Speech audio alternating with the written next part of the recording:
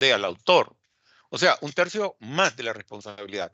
Un tercio generalmente corresponde a 5 años más, dependiendo, ¿verdad? Dependiendo del tipo de agravante o de la responsabilidad que se tenga, porque el código también establece que cuando concurre más de una agravante, entonces se pone, no solamente se incrementa la pena en un tercio, sino que en 2 tercios. Entonces ahí vamos a ir manejando todas esa terminología. Lo importante en materia, bueno, si ustedes tienen una base sólida de derecho penal general, entonces van a poder aplicar todos esos conocimientos a la parte especial del derecho penal. ¿Y cuál es la parte especial, Ricardo? Para usted, ¿cuál es la parte especial del derecho penal o del Código Penal? Si decimos Así, que la parte general son definiciones y conceptos La parte práctica. aplicables a la parte especial, ¿cuál será la parte especial ya del será, del ya ir Código viendo Penal? los casos, los tipos de casos, las consecuencias, las penas, La los parte procesos. especial son todas las categorías delictivas, todos los delitos. Ujú. El catálogo de delitos. Tenemos en el código más de 500 tipos penales, más de 500, casi 600, ¿verdad? Tenemos por primera vez un catálogo bastante amplio. ¿Por qué? Porque en la parte general se incorporaron una serie de tipos penales que estaban en otras, en leyes penales especiales. Por ejemplo, la ley de tráfico ilícito de drogas, ¿verdad? Esa era una ley penal especial porque estaba separada del Código Penal, ¿verdad? Entonces los abogados, los estudiantes que querían aplicar las penas por narcotráfico o por tráfico de drogas, tenían que ir a la ley especial que regulaba esa materia, porque no estaba regulada en el Código Penal, sino que fuera del Código Penal. Entonces, lo que se hizo con la reforma de 2017, con el nuevo código que tenemos, que está contenido en el decreto 130-2017, ¿verdad? Anótenlo, 130-2017, es el decreto que aprueba o que aprobó en su momento el contenido del Código Penal vigente hasta la fecha. Pero entonces se hizo un esfuerzo de recopilación. Todas las leyes que estaban fuera del código fueron incorporadas y entonces por eso aparece un código penal bastante voluminoso, porque hay delitos financieros, ahí está el tráfico de drogas, ahí está el lavado de activos, ahí está delitos tributarios, ahí están delitos fiscales y otra serie de delitos que antes estaban en leyes especiales, ¿verdad? Entonces tiene su ventaja y su desventaja. La ventaja es que si usted anda el código, ahí prácticamente están todos o la mayoría de los tipos penales de la parte especial. No tiene que andar cargando otros códigos en su maletín o en su mochila, ¿verdad? Entonces tiene su ventaja, pero también un código voluminoso también implica que si hay que hacer alguna reforma, tiene que ir a discusión y entonces, bueno, hay que estar pendiente de todas las reformas que se vayan haciendo, ¿verdad? Porque recuerden que, eso lo vamos a ver más adelante, que la ley aplicable al caso concreto es la que está vigente al momento de la comisión del delito, ¿verdad?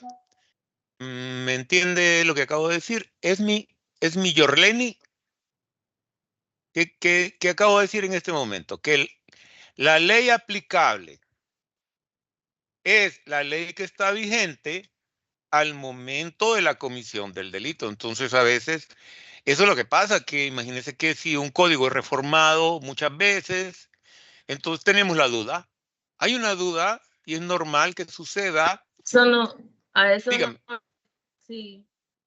Y nos referimos a los principios fundamentales, porque lo que es el derecho penal no solamente castiga, sino que también regula, ¿verdad? mire, el derecho penal es una es una norma coactiva. Son normas coactivas y sancionadoras. Corresponde al derecho penal corregir, enmendar y sancionar todas las conductas ilícitas constitutivas de delito establecidas en la Constitución y en las leyes. Usted ha visto que la Constitución dice, comete el delito de traición a la patria, dice la Constitución. El que viola, digamos, por ejemplo, el que pretende cambiar la forma de gobierno o los 4 años que dura un presidente o destituir un presidente. Ese tipo de delitos que se denominan delitos políticos, porque atentan contra la forma de gobierno. Bueno, nosotros tenemos un gobierno democrático, representativo, presidencial, ¿verdad? Que se elige cada 4 años en elecciones generales, universales, libres, ¿verdad? Por lo menos en teoría. Y entonces cambiar o pretender modificar esas disposiciones constitucionales constituye un delito muy grave, que es el delito de traición. Entonces, ¿a qué rama del derecho le corresponde disciplinar y sancionar cuando se violan esos preceptos constitucionales? Pues al derecho penal, ¿verdad? Al derecho penal, ¿verdad? Y entonces corresponde a los jueces y tribunales y la jurisdicción penal, pues lo que pretende es restaurar el orden que se ha quebrantado con la comisión de los delitos, con la infracción de los delitos, no solamente los delitos políticos. Hablamos de todo tipo de delitos comunes, ¿verdad?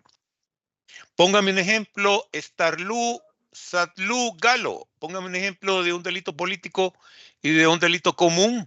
Usted que va en su carro, ¿verdad? Starlú, Satlú. Pienso que esto es...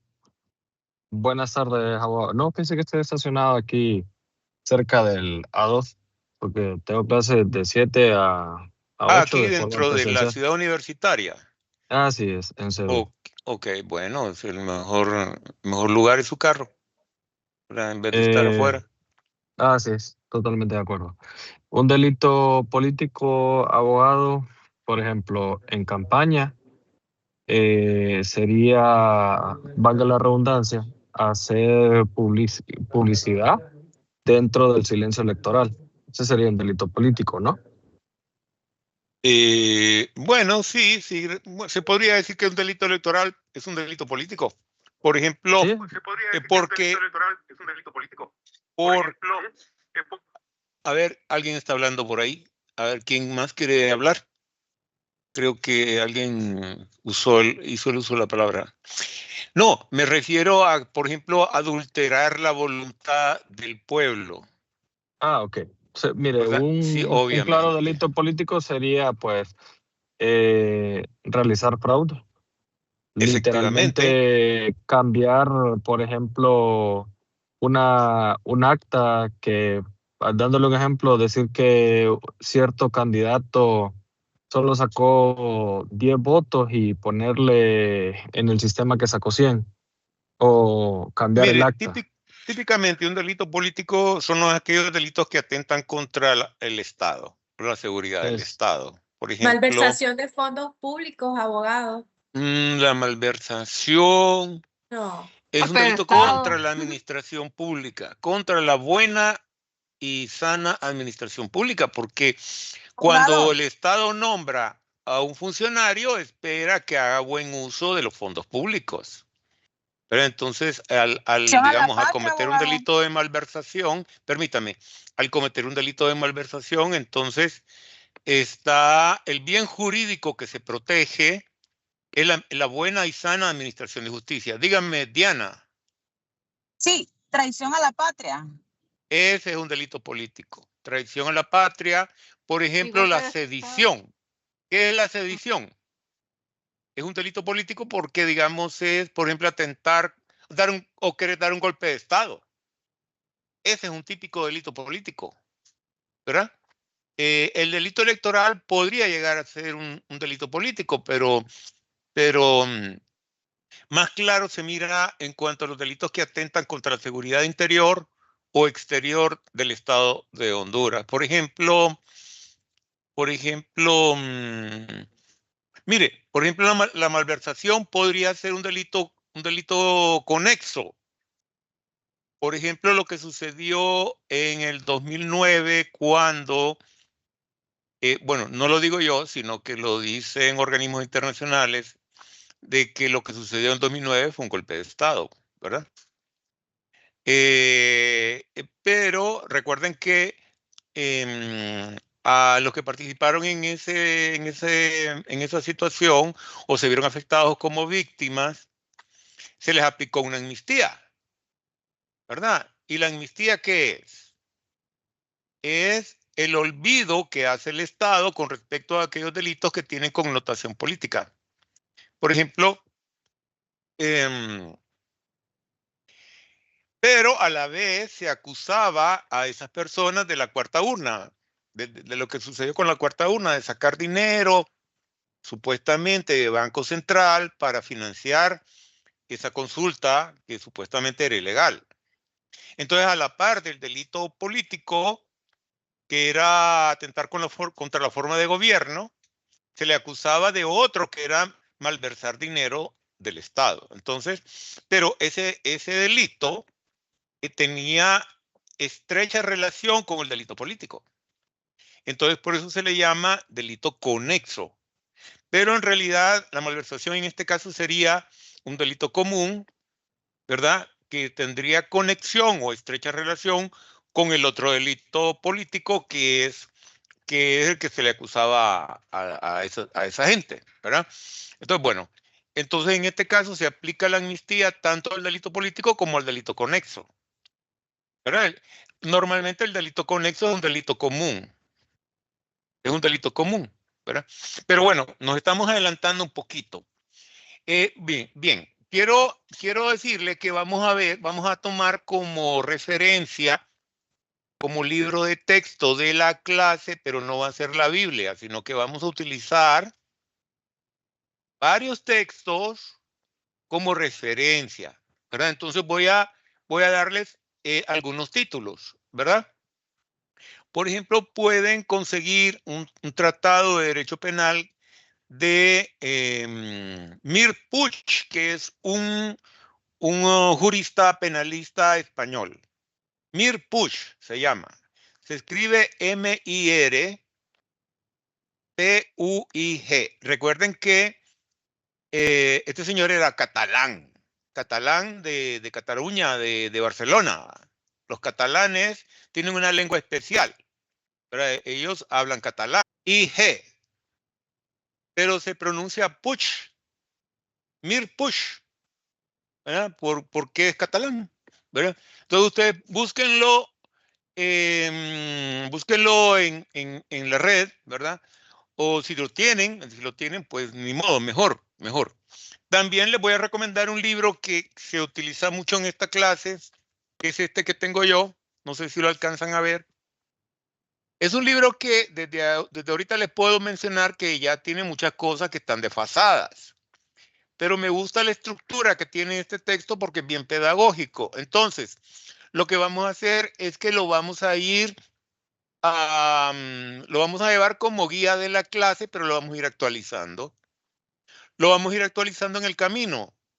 Este sí yo sé que lo encuentran en internet, porque con cursos anteriores lo han encontrado, entonces lo pueden copiar incluso, copiar y pegar, y pueden examinarlo bueno, no tiene que ser la misma edición, pero si es la misma edición, mejor. Esta edición que tengo yo es la 11ª, pero entiendo yo que hay otras ediciones, pero la que yo tengo es la 11 edición de se llama Abogado, Derecho Penal 1, díganme. ¿cuál es el nombre del autor de ese libro que está mostrando?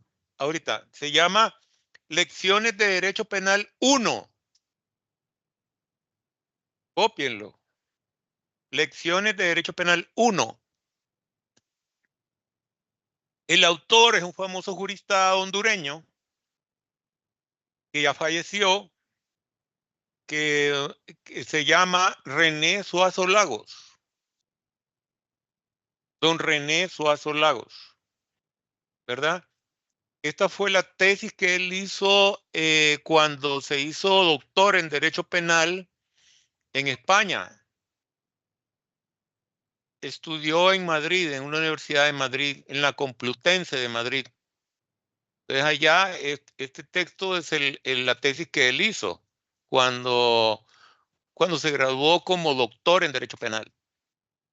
Y yo conozco varios amigos que han tenido la oportunidad de estudiar en Europa y ustedes saben que para graduarse de doctor en Derecho, en cualquier rama del Derecho, tienen que escribir un libro, un texto de la materia. Y tienen que ser muy rigurosos. Y muchas veces las clases del doctorado duran 3 años, ¿verdad? Pero se tardan, para graduarse tienen que terminar de escribir su obra jurídica, ¿verdad? Entonces muchas veces se tardan años en escribirla, en terminarla y publicarla. Entonces cuesta más escribir la tesis que sacar las materias. Y entonces él escribió sobre el Código Penal que estaba vigente en ese momento en Honduras, cuando él hizo el estudio, ¿verdad? Entonces lo que vamos a hacer es que lo vamos a actualizar. Vamos a ir actualizando, ¿verdad? Hay algunas cosas que son completamente diferentes, ¿verdad? Pero lo vamos a ir actualizando sobre la marcha. Sobre la marcha. No sé si los que están, hay alguien en sala de espera o pueden ingresar sin ningún problema a la clase. Sí se ingresa sin ningún problema. Ah, Ingresa sin ok. problema, abogado. No necesitan que yo los esté admitiendo, ¿verdad? No necesitan que los esté No. admitiendo a la clase. Vale, No, está entra bien. de un solo uno. Está bien, o sea que entra el que quiere y se va también el que quiere.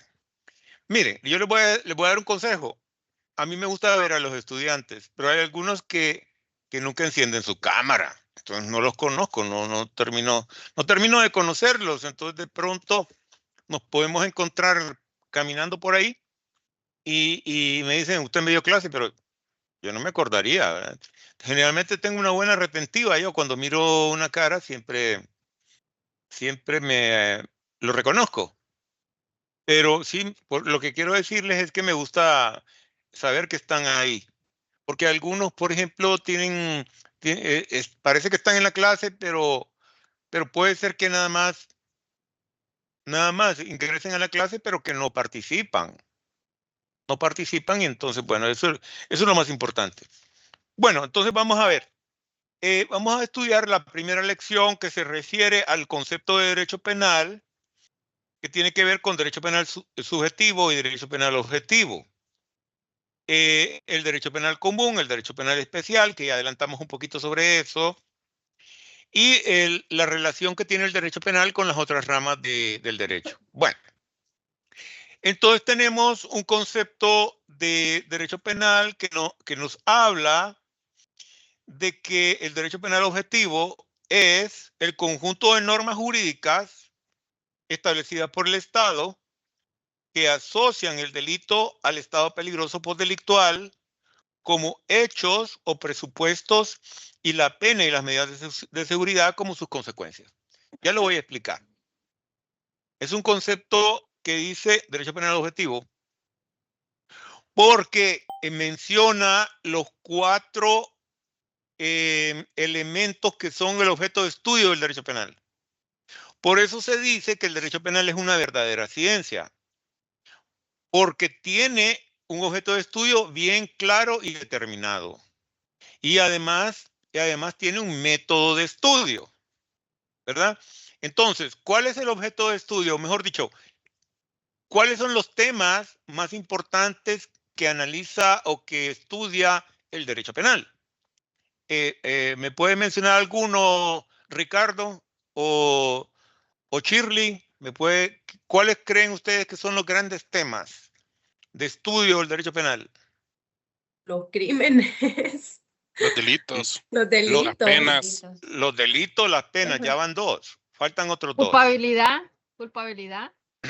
Bueno, eso lo determina. La culpabilidad es un tema procesal, porque para imponer una pena se necesita celebrar un juicio. Y en el juicio se determinar si la persona es inocente o culpable, ¿verdad? Entonces el término culpabilidad es un término que tiene una connotación de carácter procesal, ¿verdad? Pero también tiene una connotación penal. Entonces, como elemento del delito, ya lo veremos, de que la culpabilidad es un elemento esencial del delito. Pero bueno, ese es un tema para después. Bueno, ya me dijeron que el derecho penal estudia los delitos y las penas, ¿verdad? ¿Y la sentencia? También es un tema procesal, no es materia de estudio del derecho penal. Ok, entonces... participación criminal.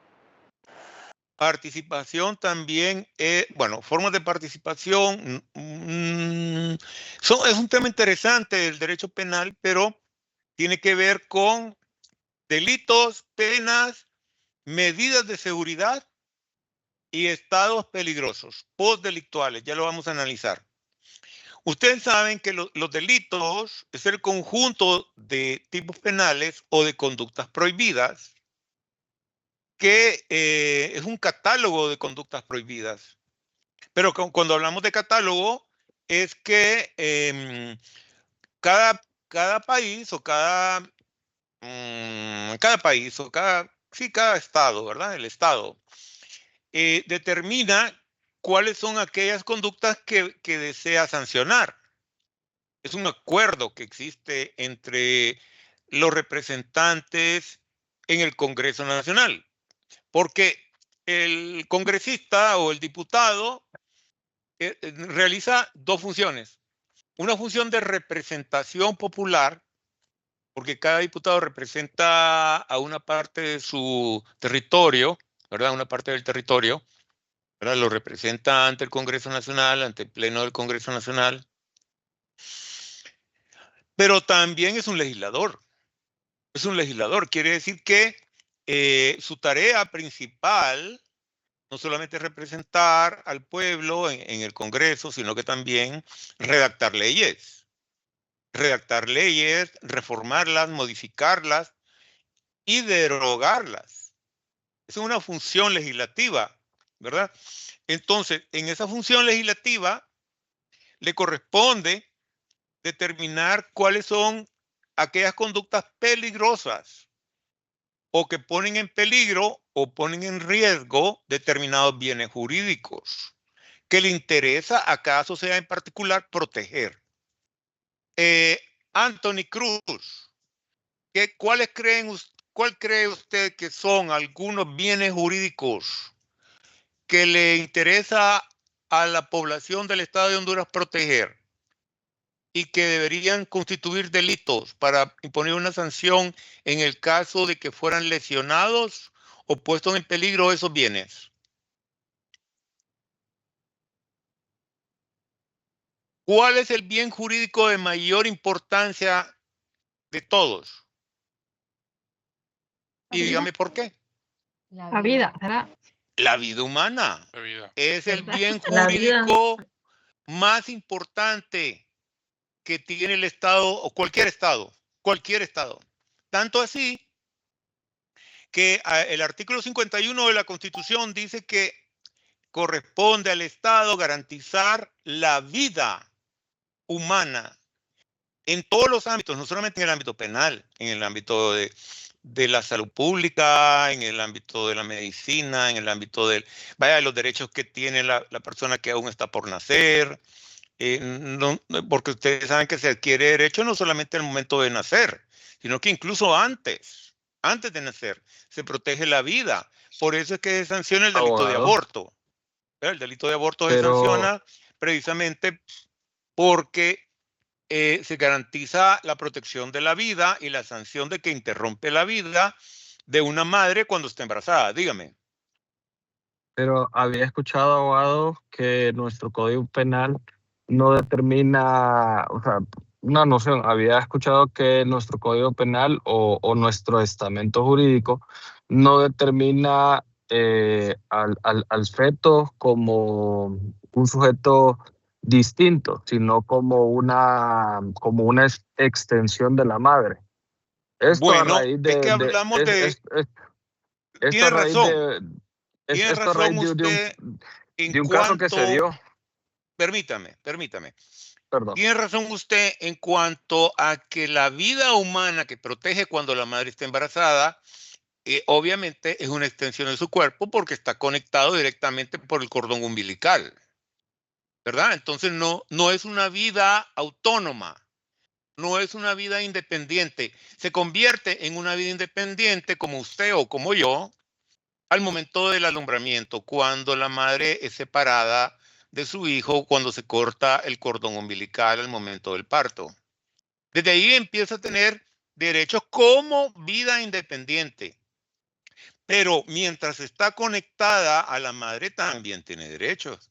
Derecho a garantizar su vida, derecho a garantizar su normal crecimiento o por ejemplo, el derecho a nutrirse bien, a que la madre se alimente bien para que el niño nazca saludable, etcétera, etcétera, a recibir atención médica durante el embarazo o al momento del parto, ¿verdad? Tanto así que si una madre, por ejemplo, es despedida de un empleo estando embarazada o habiendo tenido su hijo y estando en periodo de lactancia, esa empresa o el patrono puede ser sancionado y debe de indemnizar monetariamente a la persona que ha sido despedida en esas circunstancias. Porque el Estado debe garantizar no solamente, en este caso, la vida de la madre, sino que también de la del niño, ¿verdad? Pero se le garantiza, es decir, lo que quiero decir es que aunque no haya nacido, tiene derechos. Y no solamente derechos a garantizarle la vida, como en materia penal, ¿verdad? Sino que también, por ejemplo, tiene derechos hereditarios, ¿verdad? Porque aunque no es una vida cierta, puede ser que esa persona, desde antes de nacer, ya pueda ser objeto o beneficiario de un derecho hereditario. Por ejemplo, yo puedo dejar mi testamento, vaya, un testamento, y decirle, cuando mi hija, la herencia voy a repartirla entre mi hija y el primer nieto que tenga mi hija. Y entonces tiene un derecho hereditario que aunque no haya nacido, y una vez que se cumpla la condición que puso el testador al momento de rendir su testamento, entonces cuando se cumpla la condición, que es el momento de nacer ese niño de su hija, y cuando nazca su nieto, va a ser beneficiario de derechos hereditarios. Osman Javier quería participar. Buenas tardes, abogado. Buenas tardes, compañeros. Bueno, considero que el bien jurídico también podría abarcar todo lo que estamos conversando directamente, lo que es la Constitución de la República, porque considero que pues dentro de está pues enmarcado todo lo que podría considerarse como un bien jurídico fundamental para cada estado, en el caso de Honduras. Bueno, es que el derecho penal o el Código Penal, detrás de cada tipo penal está la protección de bienes jurídicos, ¿verdad? Entonces, por ejemplo, el delito de homicidio garantiza la vida humana. ¿Por qué? Porque impone sanción a la persona que mate a otro. Le impone una sanción. Entonces, es cierto que no se rescata la vida porque la persona ya falleció y el requisito para imponerle la pena es que se haya lesionado, en este caso, la vida humana de una persona, ¿verdad? Sin tener ningún tipo de justificación. Porque recuerde que la ley tutela también el derecho de la persona que se defiende. Y ya cuando nos toque ver, por ejemplo, lo que es la legítima defensa como causa de justificación, entonces diríamos,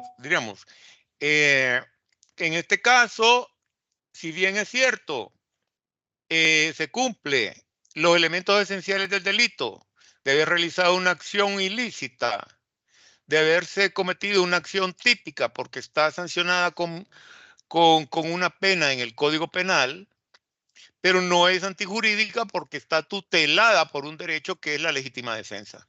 Y la legítima defensa es una causa de justificación de la responsabilidad criminal, ¿verdad? Entonces decimos que cuando una persona actúa en legítima defensa de su persona o de un tercero, que puede ser un pariente, un amigo, o puede ser sencillamente un desconocido, esa acción no es antijurídica. Puede ser una acción típica, pero no es antijurídica, ¿verdad? Porque está tutelada por el derecho de legítima defensa, que es una causa de justificación. Entonces ya lo vamos a ver más adelante, ¿verdad? Cuando analicemos los elementos esenciales del delito. Bueno, ahorita estamos con el concepto o la definición que es el concepto penal de derecho penal objetivo, que decimos que analiza o estudia los 4 objetos de estudio del derecho penal, que son los delitos, que como dije, son el catálogo de acciones y omisiones que constituyen delito de acuerdo al Código Penal o las leyes penales especiales. Menciono lo que es una omisión. ¿Qué es una omisión para usted, Yorleni Díaz? ¿Qué es una omisión? Se puede imponer una pena a alguien por omitir una acción. ¿En qué caso?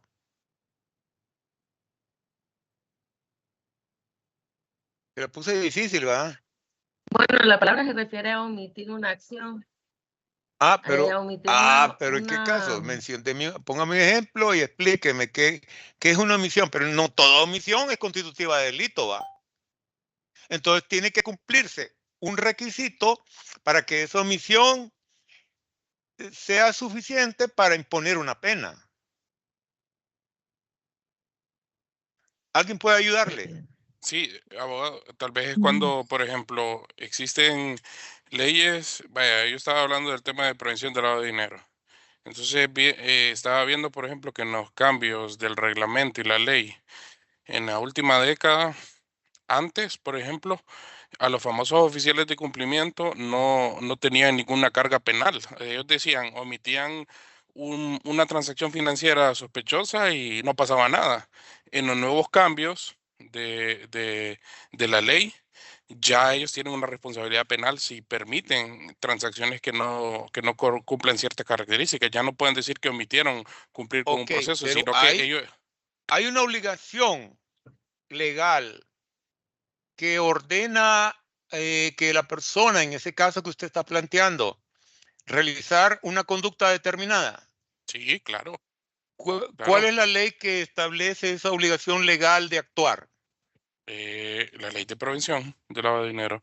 ¿Y qué es lo que dice la ley de lavado? Que debe nombrarse un responsable de la gestión de cumplimiento dentro de las instituciones financieras y que la persona es responsable de crear la metodología, de darle seguimiento y de crear un sistema de control en el cual todas las actividades financieras deben de ser controladas para evitar que haya este tipo de transacciones. Ya vamos llegando al punto al que quiero llegar. Quiere decir que cuando solamente es delito la omisión de una acción que está mandada o ordenada por una ley. Si esa persona tiene la obligación de actuar porque la ley se lo ordena y no lo hace sin estar justificado para dejar de hacerla, ¿verdad? Porque puede ser que haya, digamos, una causa justificada para no realizar la acción. Por ejemplo, que esté amenazado o que esté intimidado o que físicamente no pueda hacerla por causas ajenas, por fuerza mayor, etcétera, etcétera. Pero si no lo hace porque se le ronca la gana no hacerla, ¿verdad? A pesar de que existe la obligación legal de realizar la acción, entonces ahí es donde se aplica la sanción. Abogado, un ejemplo de un delito por omisión puede ser el caso del niño de 3 años la semana pasada en México, que la mamá lo dejó en el carro y se murió el niño, ese puede ser un ejemplo. ¿Y dónde está la obligación que tiene la madre? De cuidar y salvaguardar la vida del menor. ¿Dónde? A ver, ¿en qué ley está eso? ¿O no? No, dígame usted. Me imagino que en el Código de Familia. No, mire, de entrada le digo que usted tiene toda la razón. Ajá. Porque la madre tiene la obligación natural de velar por la seguridad de sus hijos, ¿verdad? Por la salud, por la seguridad, por todo, ¿verdad? Hacer todo lo cuanto está a su alcance para evitar que le pase un riesgo o un peligro, como por ejemplo, si una madre deja a su hijo dentro del carro, ¿verdad? Con estos calores que están, y el niño corre peligro de deshidratarse y morir inmediatamente, ¿verdad? Incluso por falta de oxígeno o por exceso de calor, porque los niños son muy susceptibles de todo eso, ¿verdad? Y entonces, si el niño muere, es responsabilidad directa. ¿Sabe por qué? Porque la madre tiene una posición de garante con respecto a su hijo. Y eso es un tema de la posición de garante que les quiero enfatizar cuando analicemos los delitos de omisión. Este es un delito de omisión. Porque, ¿qué ley creen ustedes que establece eso precisamente? ¿O no existe ninguna ley que diga que los padres responden por sus hijos? El Código Civil. Porque recordemos que incluso el Código de Familia, propiamente, el Código de Familia, porque el Código de Familia establece no solamente derechos de los padres con respecto a los hijos, sino que también deberes de los padres con respecto a los hijos. Cuando habla de patria potestad. Ya llevaron el penal 1, ¿verdad? El penal 1, el penal 2, perdón, el derecho civil 1, el derecho civil 2. Cuando hablamos de patria potestad, los derechos de patria potestad, ¿qué implican? A ver, le voy a hacer la pregunta. Le voy a hacer la pregunta a alguien que no he hablado con ella. Vamos a ver. Ashley Ávila. ¿Ya llevó el penal 1? Perdón, estoy loco. ¿El civil 1? No. ¿Quién llevó el civil 1 ya? Brian Salinas. Tampoco. ¿Y cómo cambiaron el plan de estudio, abogado? No es requisito para llevar esta clase que hayan pasado el civil. No, introducción al estudio del derecho es el requisito. Bueno, pero esa es una falencia. Que se lleva.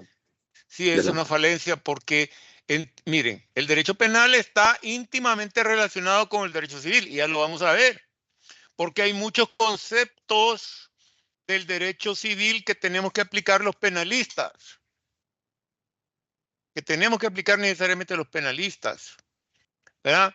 Y entonces es necesario que nos nutrirse del derecho civil y de las definiciones del derecho civil, y en este caso del derecho de familia. Entonces, digamos, ¿qué es la patria potestad? ¿Alguien me puede abogado decir? Disculpe.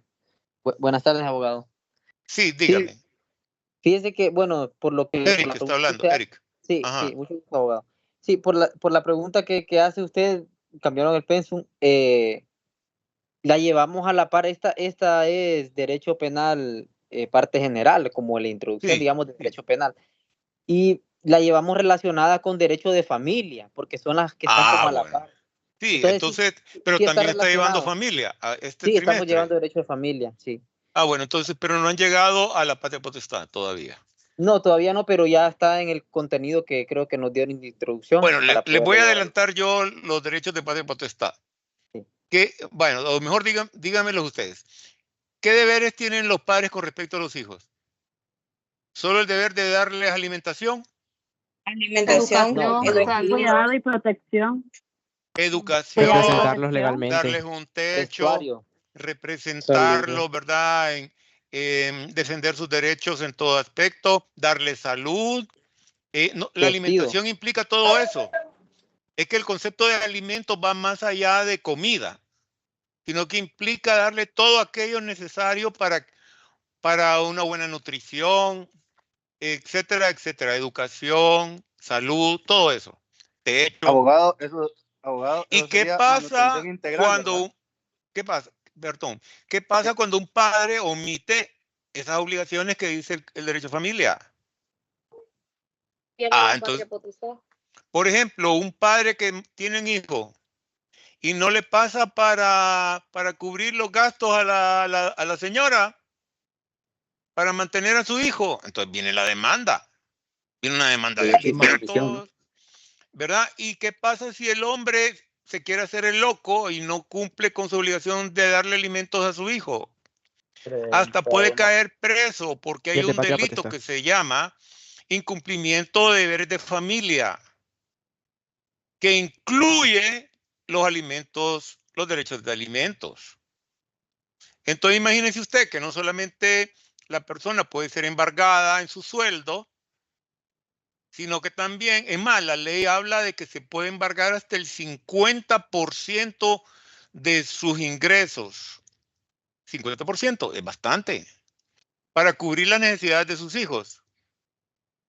Y en caso de incumplimiento, sin causa justificada, puede dar lugar al delito de incumplimiento de los deberes de familia. Pero entonces es una cuestión bastante seria. Porque ya las obligaciones de los padres con los hijos lo establece el derecho de familia. Entonces, bueno, hay una obligación legal, ¿verdad? Entonces, si se incumple esa obligación legal, digamos la madre que abandona a su hijo, etcétera, etcétera, o la madre que no le da leche materna y que a consecuencia de eso se desnutre el niño o fallece. Entonces, la madre tiene esa relación donde es la única persona que la naturaleza establece para suplir las necesidades fundamentales del niño, especialmente cuando está en los primeros momentos de su vida. ¿Verdad? No solamente es alimento, sino que cariño, etcétera, protección, en todo aspecto. Entonces, por eso se habla de posición de garante. Posición, es la persona que debe garantizar esa seguridad. Dígame, Yorleni, quería decir algo. Sí, abogado. Por ejemplo, no auxiliar a alguien que haya sufrido un accidente es un delito. Sí, sí, claro, es un delito. Ahora se público. llama incumplimiento de deberes de auxilio. Vaya, ¿y quién tiene la posición de garante? En ese caso, es la persona que provocó el accidente. Por ejemplo, a una persona va manejando. Pero si eso es lo que uno le iba no- a comentar, abogado. Eso es lo que le iba a consultar. Porque yo Sí. había escuchado el delito tal cual, uno no- pero de las personas que huyen de la escena del delito como tal. Por ejemplo, si yo atropello a una persona y me doy a la fuga, como comúnmente lo conocemos, ese sí ya se convierte en un delito. Ahora, pero si hay un tercero, No. ese tercero ya no incurre en ese delito. No, sí, Exactamente. sí incurre. También.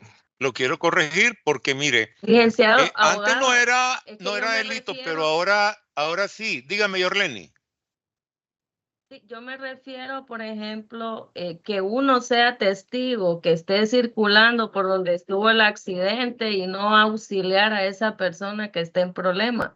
Es un delito por omisión, ¿verdad? Sí, no testigo, sino que vaya, le voy a poner el caso. Hay un accidente en la carretera. Usted no lo provocó, pero usted mira que hay gente herida, que hay gente que está pidiendo auxilio y usted sencillamente pasa de paso y no hace nada. Dice que la ley sanciona ahora ese tipo lo responsabiliza indirectamente, porque ahora todas las personas tengan o no tengan que ver con el accidente o con la causa del accidente, tienen la obligación de auxiliar, salvo que haya una situación de peligro. Por ejemplo, un incendio, por ejemplo, una inundación, o por ejemplo que haya gente enojada, alarmada. Entonces usted no se va a detener porque está en peligro su propia vida, ¿verdad?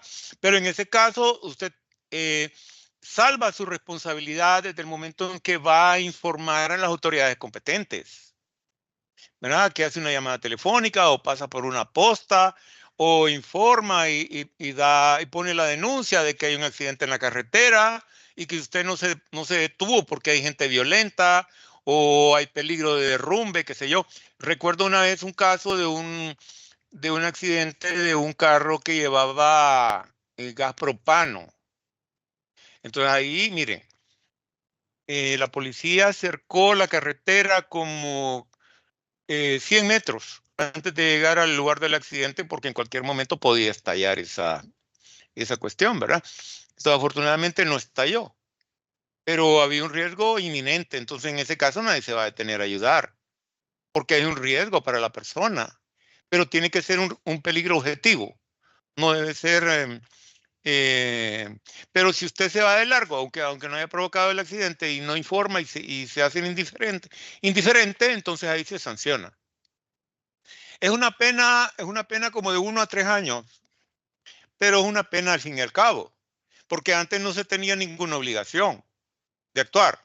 Ahora, el que provocó el accidente, hace poquito se dio un accidente donde ayer creo que fue, en Danlí, donde una muchacha atropelló, se dio de encuentro a un motociclista que llevaba pasajeros y los mató y se dio la fuga. Entonces, mire, yo no sé cómo la policía inmediatamente detuvo a esa persona, ¿verdad? Y la presentó a los tribunales, ¿verdad? Y ahí no solamente se le va a juzgar por el delito de homicidio, por eso supuestamente imprudente, posiblemente con imprudencia temeraria porque quizá iba distraída o iba a exceso de velocidad, no sabemos, pero también hay incumplimiento de los deberes de auxilio porque abandonó y porque tenía posición de garante porque ella había provocado el accidente. Entonces tenía la obligación de llevar a esas personas a atención médica. Obviamente que eso es un riesgo muchas veces, ¿verdad? Pero tiene que ser un riesgo objetivo, tiene que haber un peligro real, ¿verdad? ¿Alguna pregunta sobre los elementos? Bueno, terminemos de este tema antes de irnos. Abogado, con el permiso suyo, tengo que retirarme, voy a otra clase. Sí, y ya vamos a concluir la clase. Bueno, entonces los elementos del delito son delitos y penas. La pena es la consecuencia del delito, ¿verdad? Entonces tenemos un presupuesto, que en este caso es el delito, y tenemos una consecuencia, que en este caso es la pena. Pero no toda consecuencia es una pena, ¿verdad? Sino que también puede ser una medida de seguridad. Entonces, ¿estos son los elementos de qué, abogado?